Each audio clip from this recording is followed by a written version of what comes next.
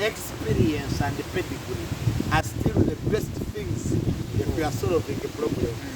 The President Museveni has a gwanga not the experience. He has been here long enough.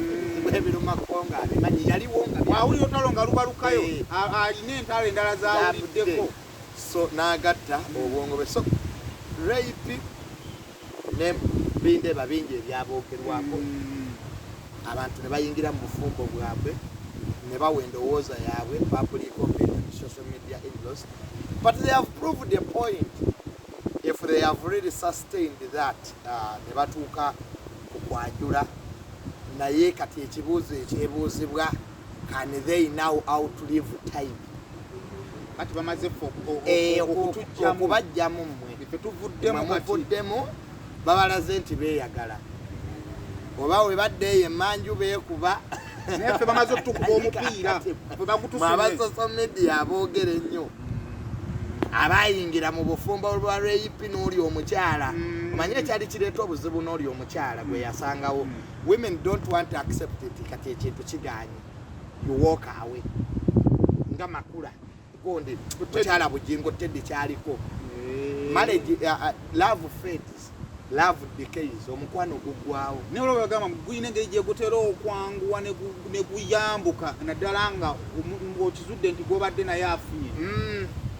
Nakyo kisoboka naye mu marriages zendabye sayimo bwokera ku makyano omukyalo omukyalo oli ayina okukitegeera nti kakati ekintu kikoze kiganye.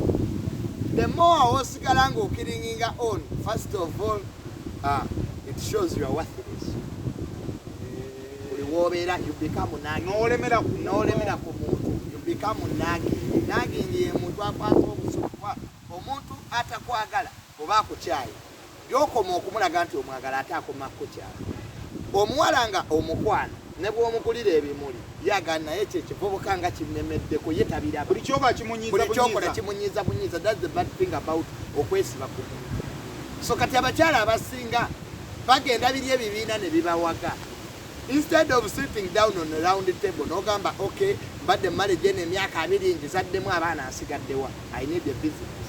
Obanga bane ku byobugagga n'entuuyo zange ez'omwami wange tedde kyali alina okukola kyalina okwadressing oba ogenda naye otulesootya ffe bya bugagga ki byotulekedde because life continues. Ekyo kireetera muntu nganze nga tugambe nze nga yakanye n'omwami wange n'omukyala wange otandika okuŋŋamba ondesootya tekirinza okugamba tisinza bikunjagala waliwagala bintu. No,